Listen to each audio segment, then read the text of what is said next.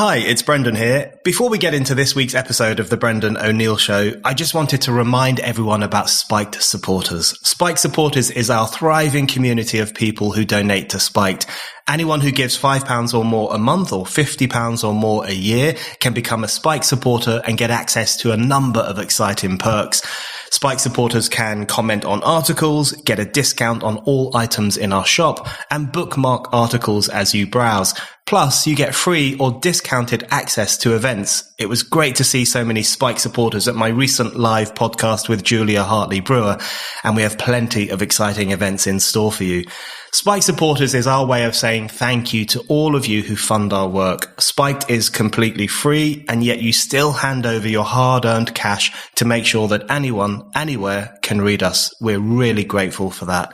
If you don't give to Spiked yet, now is the perfect time to start. Just go to spiked-online.com/supporters to set up your donation and your Spiked Supporters account. That's spiked-online.com/supporters.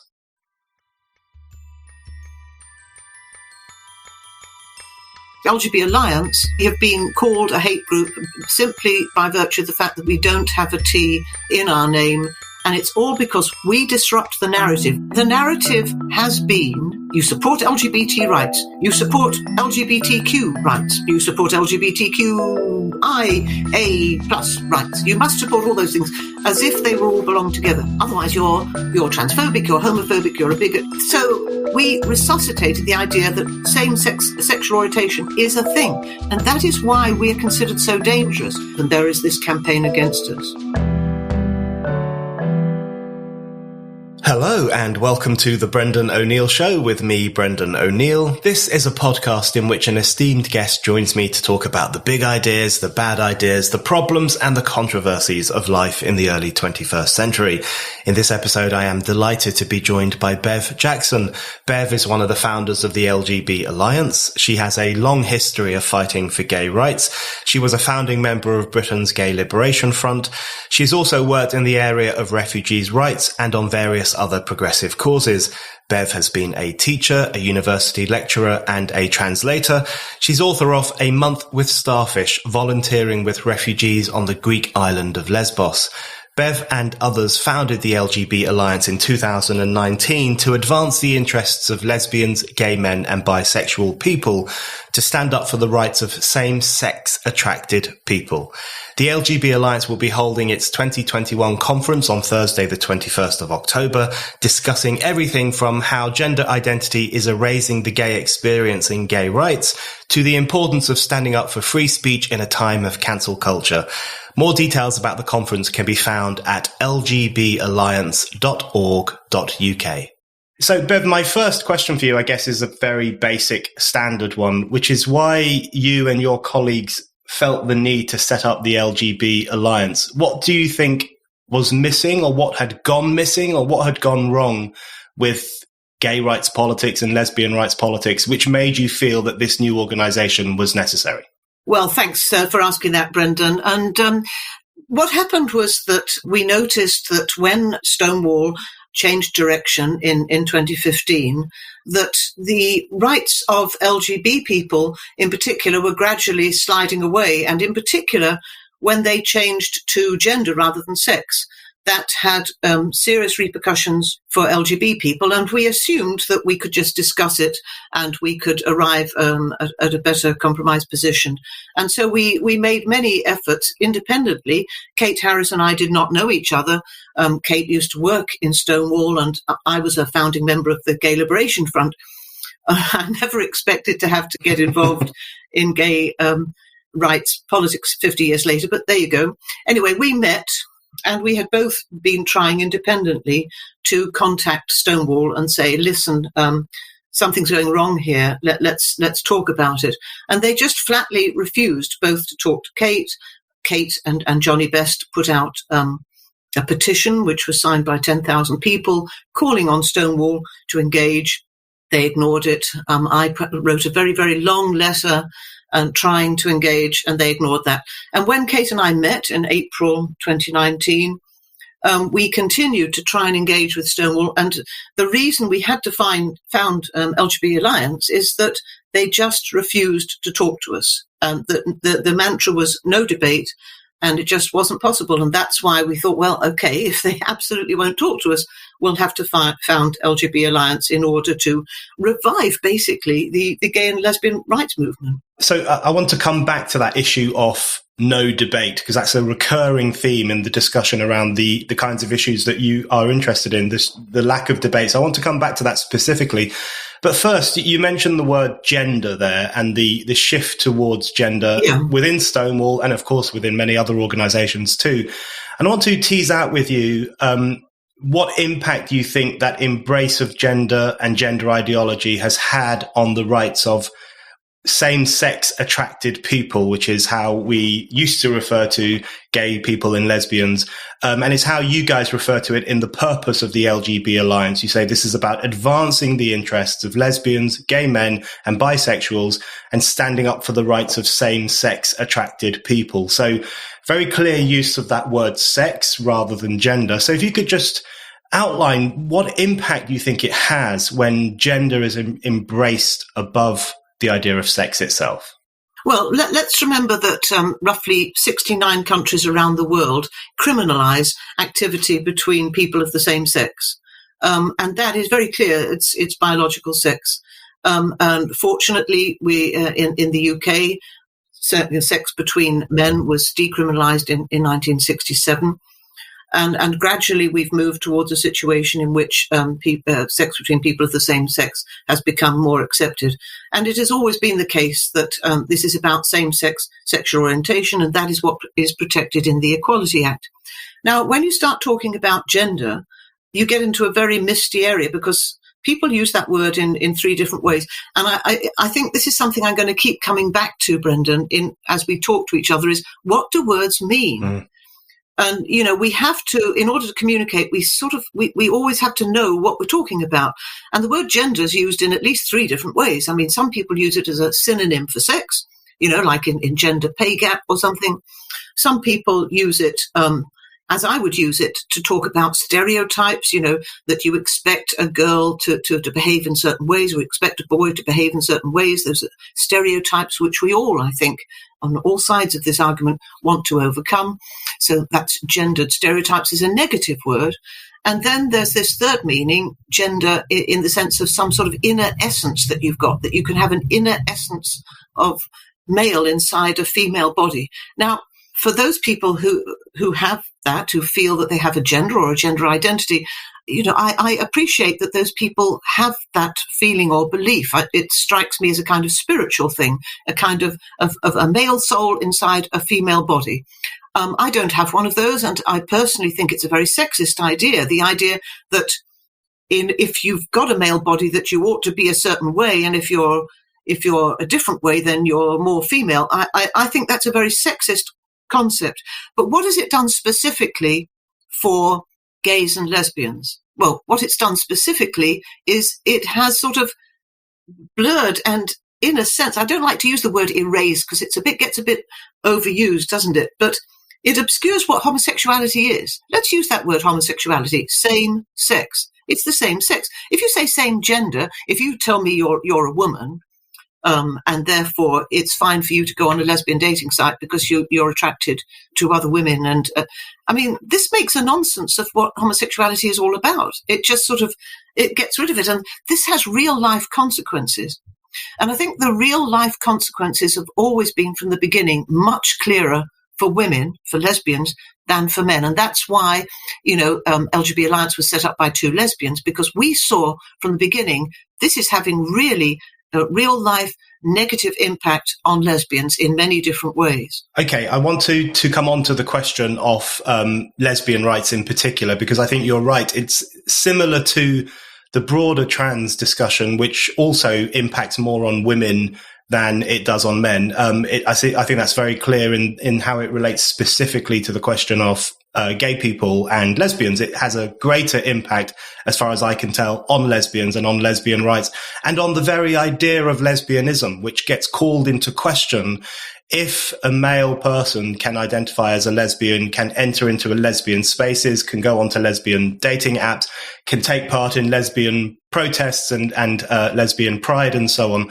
So is this problem really, I mean, fundamentally in relation to the question of how this impacts on lesbians, is it the fact that when a male-bodied person can identify as a lesbian, it makes a mockery of the whole idea of what a lesbian is and what particular rights and spaces lesbians might need? Because it seems to me that that whole thing that has been fought for a very long time is completely undercut if you redefine lesbian so broadly that I could potentially identify as a lesbian next week if the fancy took me. So is it that it really breaks down all those kinds of gains and understandings that have been made by lesbian rights activists over the past 50 years? Yes, I definitely think that's true. And one of the things that's really unfortunate is whenever we try to talk about lesbian rights or gay rights or bisexual rights or women's rights, it gets called a trans rights discussion, which is it's extraordinary. It's as if we cannot talk about lesbian rights or women's rights.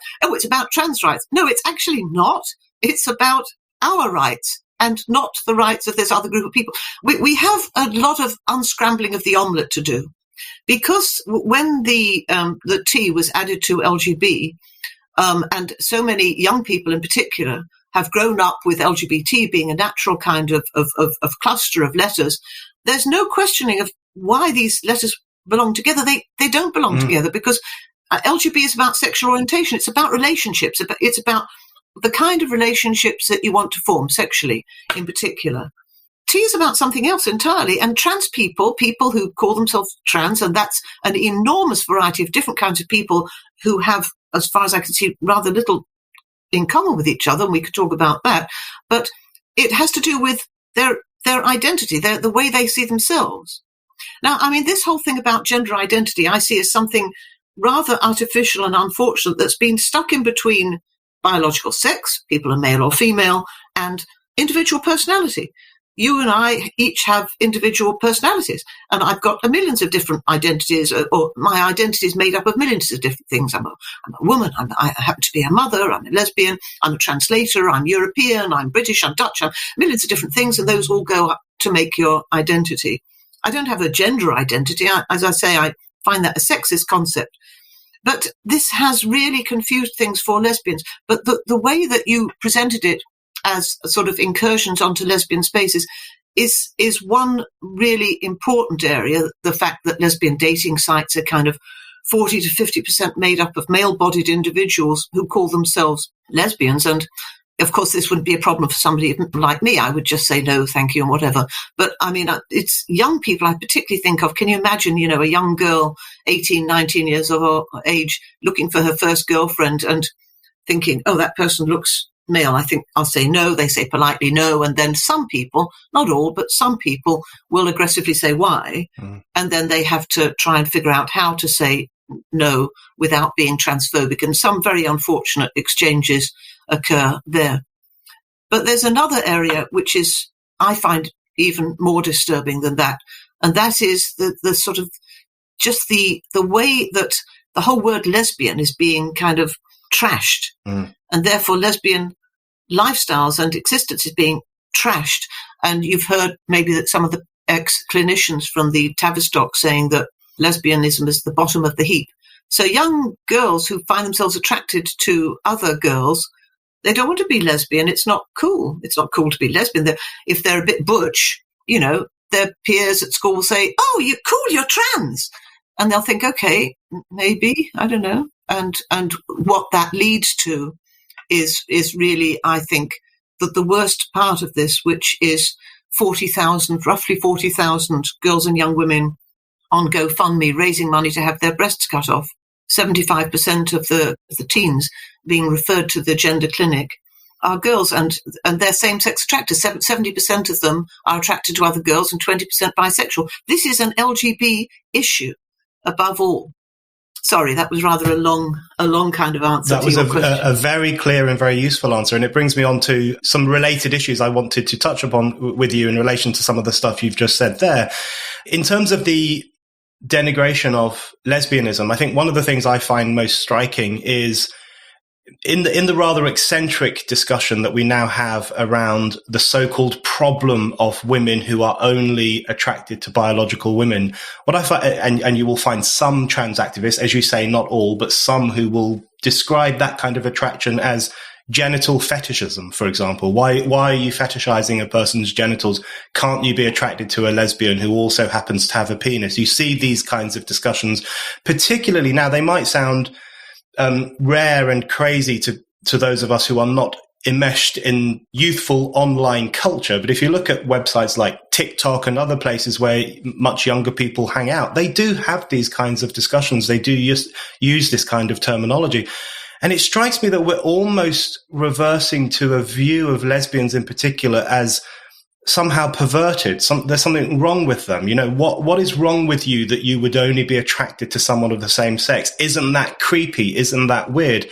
Which is something that used to be said by homophobes. And it's now being said by those who, for some reason or other, fall under the umbrella of LGBT and who are extreme trans activists. Or they still are homophobes. Yeah. They are homophobes, Brendan. They're the new homophobes. And I thought that one of the things that you said there that was really interesting was online.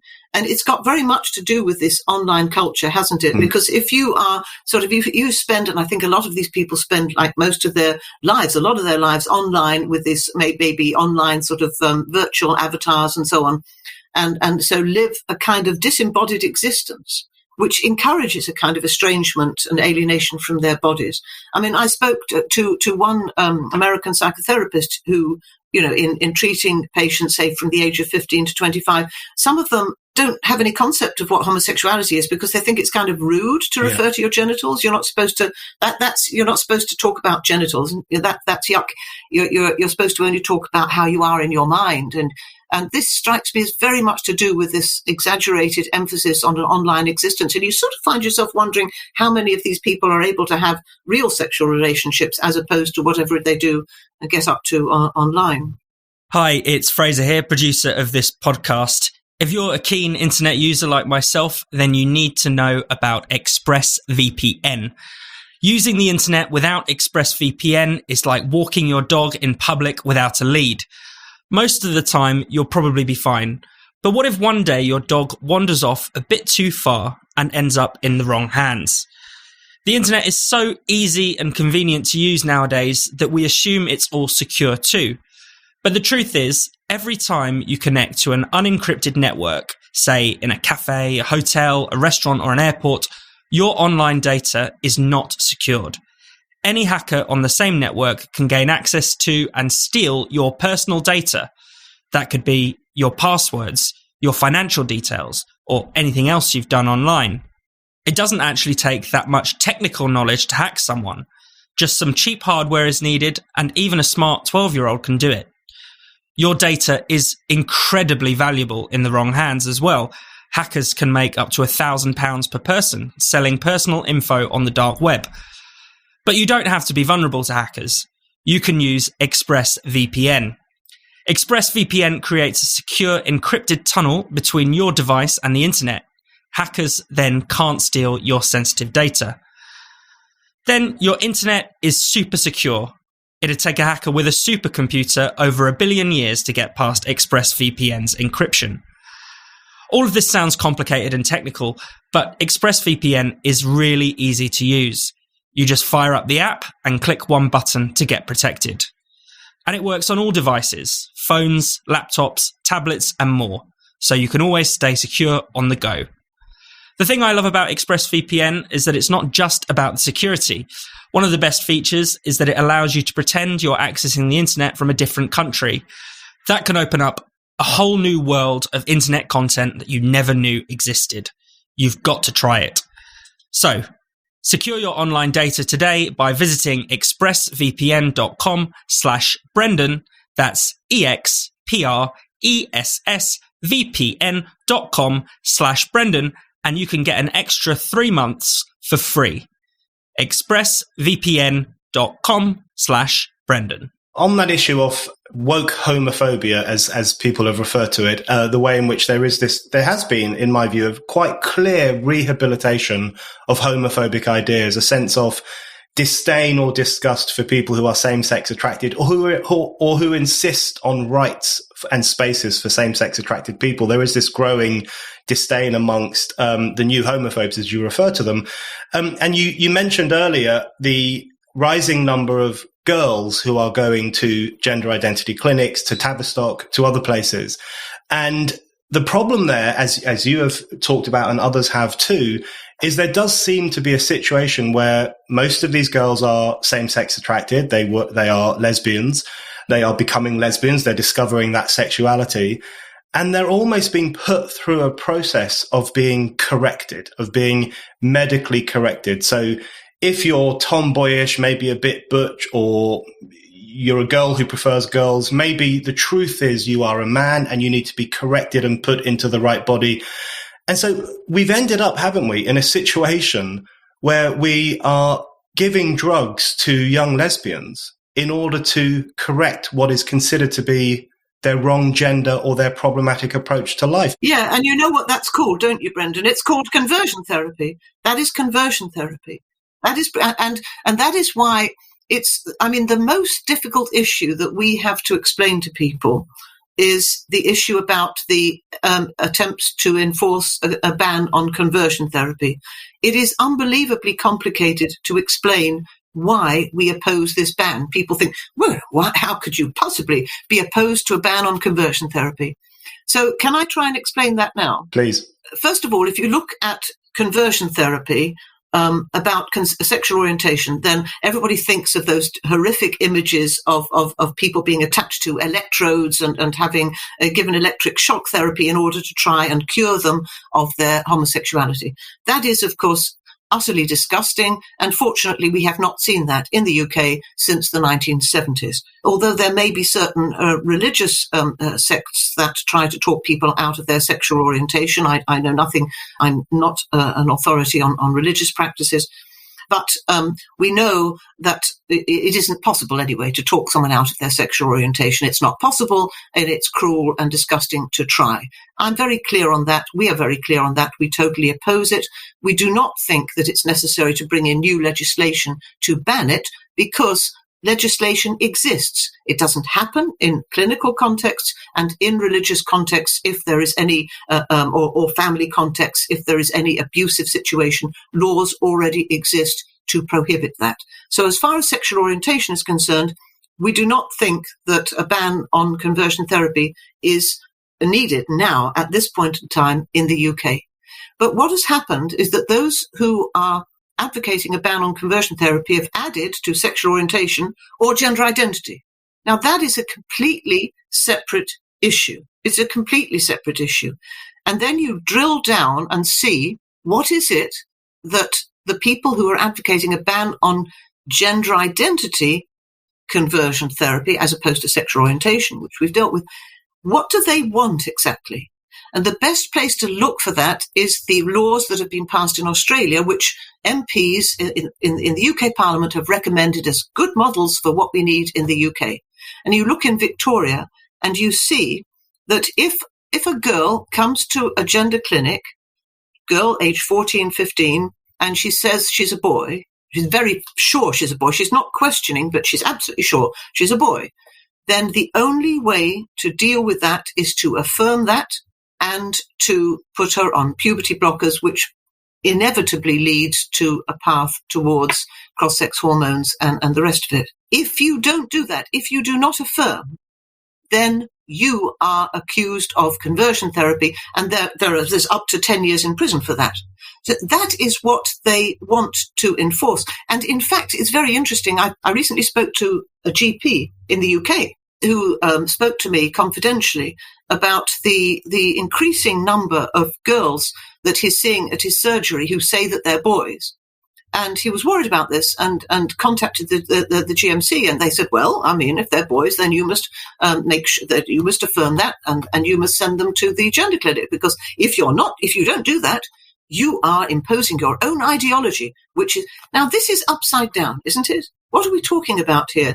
These are girls who say they're boys, and the only way to deal with them is to affirm. If that becomes law, and it's already apparently practice, but if it becomes law, then anybody, a psychotherapist who tries to explore with a girl why she is so sure she's a boy, what other factors there may be.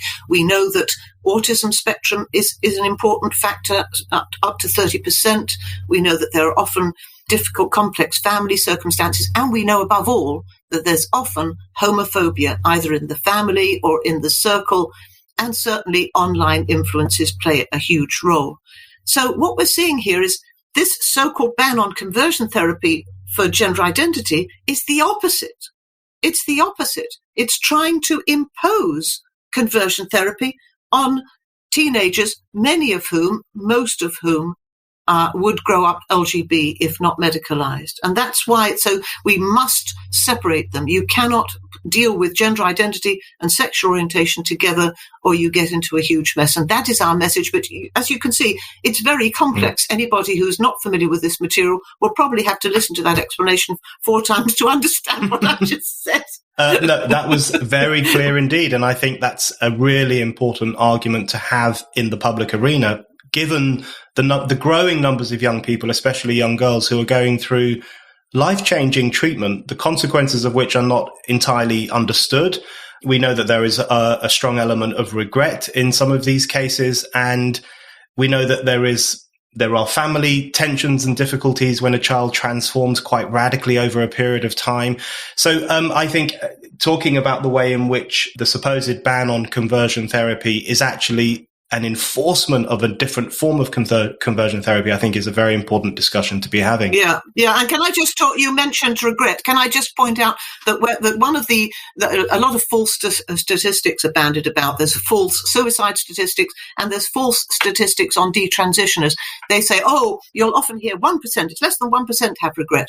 Well, we have no idea. Actually, that 1% comes from an ancient and greatly discredited survey of a very small number of adults. It's got nothing to do with our present cohort of teenage girls. So we don't know how many, because nobody is researching it, because research is also clamped down on, it's suppressed. But we know that a lot of young women in their 20s are coming forward, like Kira Bell, who had a gender treatment when they were younger, and who are really angry now that the medical profession didn't give them proper care that they deserve. Absolutely.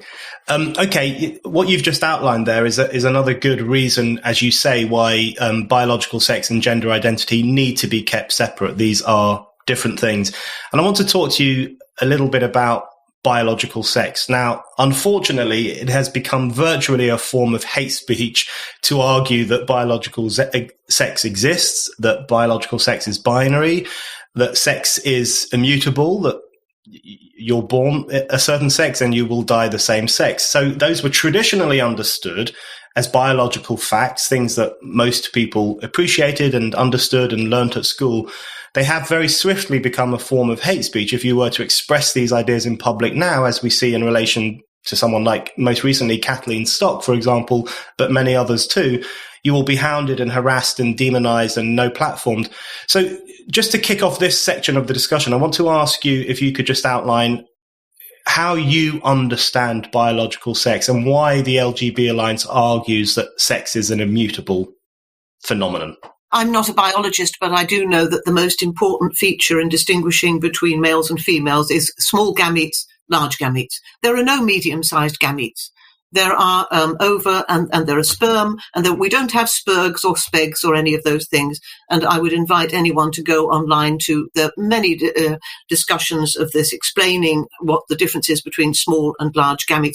And also, anybody who's ever tried to get pregnant will know, if they're, any woman who has ever tried to get pregnant, this is something that only women can do, will know that they will need the sperm from a male in order to get pregnant. I mean, these facts exist. It is very foolish to pretend that these are our views or opinions. These are simply facts. Every single person on the planet was born from a woman. we know what women are, and trying to pretend that we don't know what they are, or that women are it's rather a difficult concept to explain. And you see Keir Starmer tying themselves in all sorts of knots to say, no, you can't really say that only women have a cervix, and David Lammy seeming to think that you can grow a cervix if you take enough hormones. I mean, these are just ridiculous, utterly ridiculous assertions, and we seem to have arrived in a very odd post-factual world. I saw someone the other day accusing someone of fact-shaming them. In other words, bringing up facts to prove that what they were saying was a load of nonsense. No, you mustn't do that. Fact-shaming. Well, that's a great phrase for today, isn't it? You have, or across the political spectrum, there are people who just attack facts as if there's no objective reality anymore. Oh, you just stop being... No, it's very elitist to talk about objective reality. You mustn't do that. And you see that across the political spectrum. On the right, you see people who are anti-vaxxers who refuse to accept scientific facts about vaccines, or who refuse to accept scientific facts about climate change. And on the left, you see people who refuse to accept facts about biological reality. And I find this actually one of the most worrying things that we're having to deal with, just the refusal to accept that there is such a thing as objective reality, that what matters is a person's lived experience. And this, I think, is perhaps the most worrying thing of all. Absolutely. And you mentioned there, you said something there which is apparently very shocking. Only women have a cervix. Only women get pregnant. Only women give birth. These kinds of sentences and phrases that would have been perfectly acceptable just 10 years ago are now, as you say, someone like Keir Starmer ties himself in knots, trying not to say it. Even Boris Johnson, who poses as the kind of, a critic of some of the crazy ideas of our time, even Boris Johnson, when he was put on the spot on this issue, kind of and ahed and was fairly reluctant to say that only women have a cervix. So coming back to the woman question, if you like, and you said earlier on that the word erasing is overused, and it is overused, particularly when people say they feel erased because someone has criticized their identity or something. But it does seem in this case in particular that there is a real risk of the word woman being erased, and the way in which various health bodies, for example, will replace the word woman with people or some other medicalized term to avoid saying the W word. And there are many examples of that now. And I wanted to ask you, what impact do you think it has on women's rights and women's ability to talk about their rights and to talk about what they might specifically need if they can't even use the word woman and some of those basic terms that have been around for centuries and centuries? What impact do you think the myopic policing of language in this discussion has on people's ability to talk about those issues? I think that's very well put, myopic policing of language.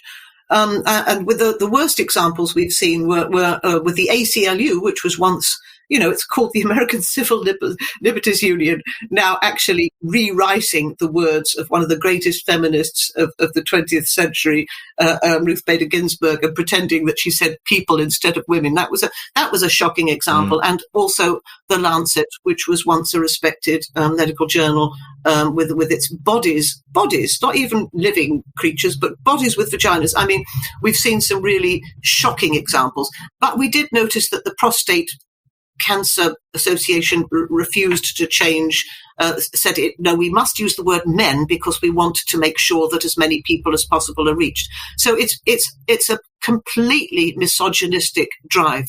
Nobody's trying to get rid of the word men. They're trying to get rid of the word women. And I see this as very, very closely connected to the fact that all these teenagers and teenage girls and young women are trying to escape from womanhood. It's not cool to be a woman anymore. It's cooler to be trans. It's cooler to be a man. You don't want to be a woman because the whole word woman is becoming tainted. So in order to hit back at that, we have to use the word woman as much as possible. We have to ensure that girls and young women have good, positive role models. And this is where we hope to achieve that at LGB Alliance. We have to ensure that kids have have good, positive role models as lesbians and as gay men, that they can grow up confidently in their sexual orientation, and get away from this peculiar idea that there's something wrong with their bodies and that they need to change them. It's having a devastating effect. And we get every day, we get messages from people who say, yes, I don't know how to say this. I can't say this at my work because I'm afraid of getting fired. So there is this huge fear, and we have to overcome that. Everybody who is able to speak out must speak out now. I have a lot of sympathy for people who are teachers, social workers, nurses, who say, I cannot speak out at work. I can't because I'd lose my job. I mean, they have families to support. They have to live. And I have a lot of sympathy for that. But I have no sympathy for the MPs who are not speaking out. They have to represent their constituents. I know that Rosie Duffield is not the only woman in the Labour Party who has strong views on this opinion. She says herself, I think there are at least another 20, but they're not speaking out. I think it's really important in all political parties for MPs to speak out, and as many have done in the House of Lords, and you can see the difference there. You've got to speak out against this vile attack on our language, on our reality. And what's happened to Kathleen Stock in the last week, but not just in the last week, actually for years, but it has been intensified recently, is truly shocking. That her own union, the Union of Sussex University, and the National Union, speaking out instead of supporting her in the face of astonishing attacks and efforts to get her fired, which have caused her to have to teach online and to be advised to take security. And she's the most moderate voice possible. You cannot find a single thing she writes which is transphobic in the sense of containing any hatred or any fear or even dislike. She's extraordinarily respectful and treats everyone with respect. The idea that such a person should be vilified for the way she refers to biological sex and to women and to the rights of LGBT people is really a disgrace. And it's dangerous. It's dangerous to our democracy. Yeah, I had Kathleen Stock on this podcast a few months ago to talk about her book, Material Girls, and very moderate, very measured, backed up with facts, and more importantly, and this is a question I wanted to put to you, she's also making arguments which, and I know political words kind of lose their meaning over time, but she's making arguments that would have been considered progressive just a decade or so ago in terms of wanting to secure women's rights, wanting to secure more understanding and respect for what a lesbian is, why lesbians need certain rights. Those kinds of arguments that would have been put you on the progressive, liberal, whatever words we want to use, that side of politics. Now saying those things can get you hounded and so on. So one thing I wanted to ask you, there's a couple of things I want to explore with you now about the shocking intolerance that surrounds this debate, which the LGB Alliance has experienced to a huge degree. But just to kick that off, I wanted to ask you, following on from what you just said, how do you think these prejudices have been rehabilitated so swiftly? So you said earlier on that you were a founding member of the Gay Liberation Front a few decades ago. You now find yourself 50 years later having to defend pretty basic rights and even basic language to talk about what homosexual people might need and require. You've also talked there about how the word woman is being erased and the misogynistic undertones and overtones that often accompany discussions about trans issues and language and so on. In my mind, I thought we had achieved a situation in society where gay people were pretty much equal, were no longer treated as badly as they were in the 70s and the 80s. Women had equal rights, even if that wasn't always manifested in the real world and in public life and so on. But we understood that women were equal to men and ought to enjoy the same opportunities. But suddenly there's been this shift, this downward spiral where people like you now find yourself having to stand up for the right to say the word woman, the right of lesbians to organize independently if they so choose. How do you think that situation has come about and so quickly? What's been the real problem there? Well, there are many different. I'm thinking of many different answers to that question, because one of the cleverest things I think that our detractors have done is to use, many words have been used in a sense which means the opposite of what they really mean. We've already discussed this in terms of conversion therapy, but it also applies to a word like inclusive. Inclusive means excluding people like me, and there's progressive, which means the opposite. I mean, we consider we're the real progressives because we think every girl and every boy should be completely free to develop as to their full potential without being constrained by gender stereotypes, and we consider that the real progressive point of view. So, how has it happened? One point of view that is sometimes expressed, and I'm not sure if I am 100% on board with this, but I think it has a lot of credence behind it, is that many people are afraid that they were too slow to adopt pro-gay attitudes, and when the T was added to LGB, they thought they didn't want to be too slow in that case, and they are perhaps quite lazily assuming that it's simply this is gender identity is the next step towards civil liberties, and anyone who's opposing that is anti. But I mean, I have supported progressive causes all my life. I was not only a founding member of the Gay Liberation Front, I fought against, I was in the anti-apartheid movement. I've demonstrated against the Iraq War, and in fact, before I got involved with LGB Alliance, I was working with refugees. And wrote a book about some volunteer work I did with refugees. So I have fought with progressive causes all my life. So the most shocking thing for me is to suddenly find that what I'm doing now, which is what I've believed all my life, and I am a true progressive, is being associated with all sorts of weird causes that I have nothing to do with. I'm not a religious person. I'm a secular Jew from background, but that is not part of the. Well, I don't think it's a very important part of the way I approach this, but we have no relationship whatsoever with the Christian right, the religious right in America, which is fighting a different battle of its own, which is actually homophobic and against women's reproductive rights. We have nothing to do with those people. They are the antithesis of what we stand for. But it's been quite effective pretending that we have something to do with them. And because Americans always assume that everyone is in the whole world follows the same American pattern, the Americans who come onto our timeline assume that because there is this movement of the religious right in the United States, that we must be the same sort of thing. And that is, it's really unfortunate, and it's been quite effective in colouring the public perception, some part of the public perception of what we stand for. Have you ever wondered about, well, anything? If you're curious about the world, there's never a time when you won't have new questions you want answered. My advice for this is to sign up to Wondrium. That's WONDRIUM, Wondrium. Wondrium has tons of incredible content with answers to millions of the whys, hows, wheres, whats, whos, and whens you've ever asked yourself. I love Wondrium, and I know you're going to love it too. Lately, I've been completely captivated by their program, The Industrial Revolution. We live in a time that looks down on the progress, modernity, and growth that the Industrial Revolution gave us, and this incredible series teaches you how it happened, all the way from Britain's first textile factories to the information revolution. With Wondrium, all of their videos are academically comprehensive, relentlessly entertaining, and led by engaging experts.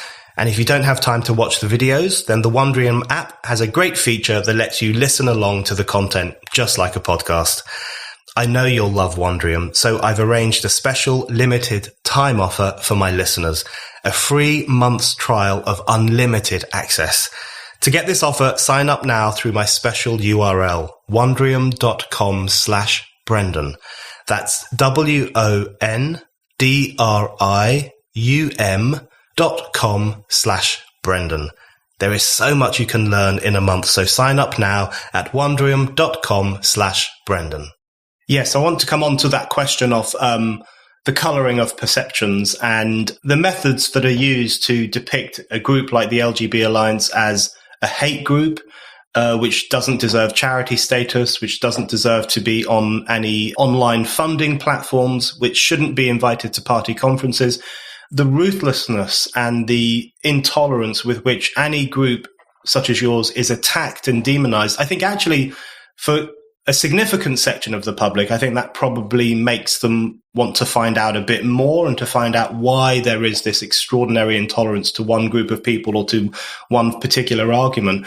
But I want to ask you a couple of questions about that culture and climate that has emerged on this issue, because I have found the demonization of the LGB Alliance to be genuinely shocking. And I say that as someone who's been writing about the culture of intolerance and the assault on freedom of speech for a long time. But even I have found this really deeply disturbing. So could you just describe what that has been like and what it is like for you guys who work there and run it and push forward those arguments to be referred to as a hate group, to be talked about in that kind of way? What impact does it have on you, and what does it make you think about the current political climate we're operating in? Well, obviously, we're fairly resilient people, and we've encountered this since the very first day we founded. When Alison Bailey put out the tweet saying that we had founded, and Stonewall retweeted that, we have been called a hate group simply by virtue of the fact that we don't have a T in our name from the very first day we were founded. And what happened after we were founded is that we were absolutely deluged by messages on both sides. So messages saying, "Thank God you've arrived," and when are you starting up in Canada? When are you starting up? I mean, this literally from the very first day, hundreds and hundreds of messages of support and gratitude, and at the same time, a great many messages of hate and anger from people who assumed that because we didn't have a T in our name, that we were hateful. And I just want to say why I think LGB Alliance attracts more of this kind of vilification than most other groups which are fighting for similar rights, grassroots women's organizations fighting similarly to retain the importance of biological sex and single-sex basis. And also, what we do is we disrupt the narrative. The narrative has been, you support LGBT rights, you support LGBTQ rights, you support LGBTQIA+ rights. You must support all those things as if they all belong together. Now, otherwise you're transphobic, you're homophobic, you're a bigot, you're all these things, Nazi, Ku Klux Klan, whatever, unless you support all these people. So what happened was that we said, hang on, we stand specifically, as I said right at the beginning, for people with same-sex sexual orientation who've got completely lost in this very long alphabetic string. And if you look at, in Wales, for instance, the LGBTQ plus action plan, it's all about gender. It's all about gender identity. There's no LGBT, there's hardly any lesbian, is it not mentioned? So we've got lost. So we resuscitated the idea that same-sex sexual orientation is a thing. That disrupts the narrative. Yeah. And that is why we are considered so dangerous, because we say, no, it's not homophobic to oppose gender identity. It's not homophobic to question what male-bodied people are doing in women's sport. I mean, and that was quite interesting, because Stonewall came out, for instance, against the World Rugby's decision to say, no, you can't have male-bodied people in women's rugby because it's unsafe. And there was 4 pages of citations of really, really well-argued scientific studies showing that it was unsafe. It was a very, very well-founded decision. And Stonewall came out against it.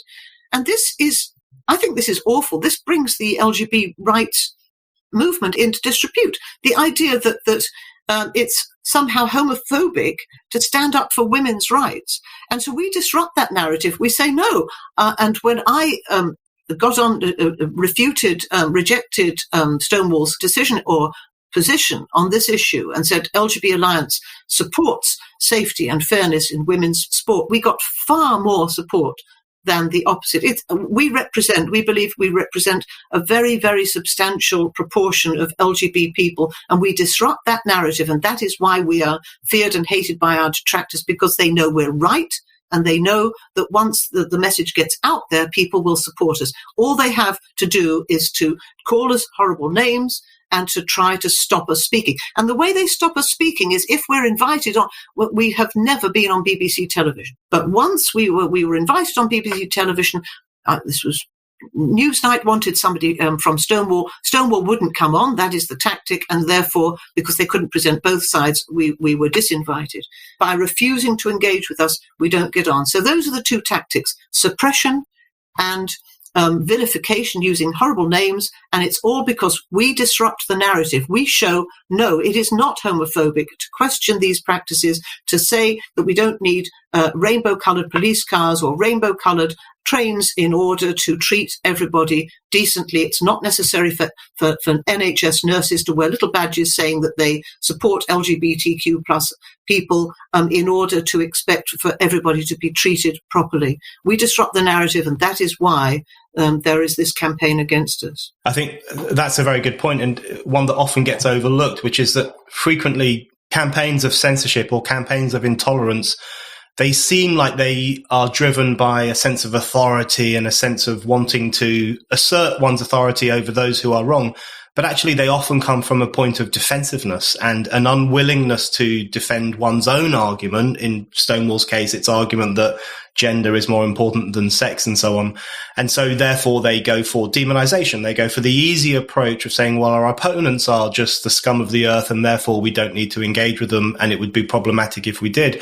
But just to keep sticking on this issue for a while, just a couple more questions there's the viciousness of the invective that has been aimed at the LGB Alliance as well, which is, I find, really disturbing. In fact, I'm just about old enough to remember in the 1980s when it would have been certain tabloid newspapers or Christian fundamentalists or a few kind of extreme people on the right who would have taken this kind of approach to pro-homosexual groups, who would have said, we can't allow them to speak, we have to deprive them of the oxygen of publicity, we have to ban their literature, we have to assault their magazines or any magazine that supports them, which happened with Boys magazine when it dared to promote an LGB Alliance discussion. So it really brings to mind that kind of homophobic assault on the freedom of speech of gay rights activists that we saw 30 or 40 years ago, but it's now been rehabilitated. But just in relation to the party conference season, so the LGB Alliance became one of the big talking points of party conference season, mainly simply because you were there, which, as we know, some people consider to be unacceptable. So you were at the Conservative Party conference. There was a big fuss about it, and I thought it was pretty good that you guys stayed there. You weren't kicked out. You had those discussions. Could you explain to us what it's like for someone like you, from your more progressive background that you come from the GLF right through all the other work that you've been doing over the years, what it's like when you only find a welcome home at the Tory Party conference, and what it feels like to know that if you had been at the Labour Party conference, it would have been a very different story. What do you think that tells us about right and left and where we fit in these things now? We did apply for a stand at Labour Party conference, and it's very unfortunate that we were rejected, since so many of our supporters are present or past members of the Labour Party. We are, as you know, non-party political. Our supporters come from all of the mainstream parties or affiliations. And so I do think that I don't know what our reception would be like at Labour. It would probably be a little bit more mixed, because we know that there are many, many people in the Labour Party who support our views. And actually, what was very interesting, and we did get I think that the row was exaggerated, to be quite honest. There wasn't really much of a row. There were a few people who were very cross, and therefore the media likes to make a great thing about the fact that a few people were very cross, and one person was very, very cross. So that becomes huge row about LGB Alliance. We didn't notice much about huge row. We just noticed everybody being very polite and very friendly. Many MPs came to talk to us and were happy that we were there. And we had very few negative interactions. One when I tried to talk to Owen Jones, which was not very successful. But so the point is that we must make contact across the board. And one of the most interesting things I thought that happened is that we had good contact with the LGBT Conservatives and these two groups that were both there. And we want to build bridges. We want debate. We want discussion. This is precisely what we've wanted from the beginning. there has to be a public debate about sex and gender, and it has to be across all political parties. And it's very unfortunate that the Liberal Democrats and the Greens in particular have taken a very peculiar road there. And Labour, as you see, is also refusing to acknowledge reality. And that's dangerous when people refuse to acknowledge reality. So, yes, the Conservatives are now in power. We're very pleased with the way that Liz Truss and Kemi Badenoch have been approaching these issues, a very measured and sensible approach. And obviously, we're very supportive of these efforts in part of the government, to support the rights of women, LGBT people, and not to allow this capture of our institutions by this rather peculiar, I don't know whether you want to call it a dogma or an ideology, to carry on. We need to reverse it. We need to recapture our allegiance to impartiality, to open discussion, to get rid of the climate of fear, to allow people to express views respectfully and to stop this assault on our reality and on our language. That brings me towards the final question I want to ask you, and maybe you've covered a bit of it there, which is what the LGB Alliance plans to do in the future. So I was very pleased to hear that you have a conference coming up. And it's funny, when I heard about the conference, I thought, well, that probably means that these guys are here to stay. And the conference is called Here to Stay. So I was quite pleased about that. And that does indicate that even though there has been, it's from certain quarters, this tsunami of invective against the LGB Alliance, that you are going to persevere with the incredibly important project that you have kicked off. And as you say, and I think I'm a firm believer that there is a groundswell of common sense in the British public, and that they do not like bully boys, and they do not like it when people are silenced.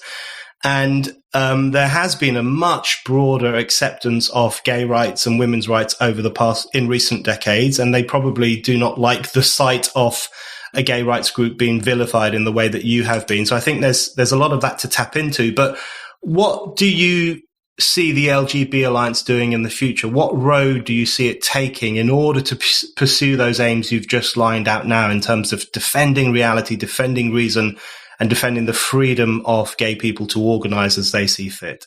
Well, obviously, the whole first 2 years were trying to establish ourselves, explaining why we exist, and to some extent sort of explaining why the omelette needs to be unscrambled in terms of looking at the difference between sexual orientation and sexual gender identity. We are having a great conference on the 21st of October at the QE2 Centre with politicians, with people from all walks of life. This is going to be a fantastic event, and I hope that more people will be able to come. You can go on our website, lgballiance.org.uk, and through there to Eventbrite and book tickets for this event.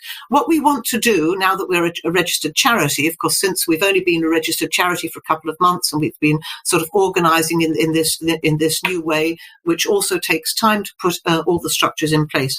And what we want to do, first and foremost, is to have a helpline, an online resource for teenagers or young adults struggling with their sexual orientation. At the moment, this doesn't exist. All the resources tend to be focused on gender identity, and that is very unfortunate for young people who are struggling with their sexual orientation and who would like to be referred to for some kind of counselling. So that's a major point. And then we want to revive lesbian, gay, bisexual culture, which has sort of kind of collapsed a bit under this onslaught from the gender identity extremists.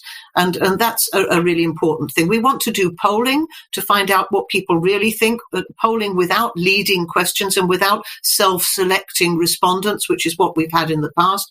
Real polling and research. It's important to get real research, for instance, on detransitioners, so that people stop trotting out these same old tired and completely false statistics. There's a lot of work to be done. And above all, we have to create positive role models for young people growing up, gay, lesbian or bisexual, that they feel happy with their sexual orientation and do not think that there's something wrong with their bodies. Bev, thank you very much indeed. Thank you. Thank you, Brendan.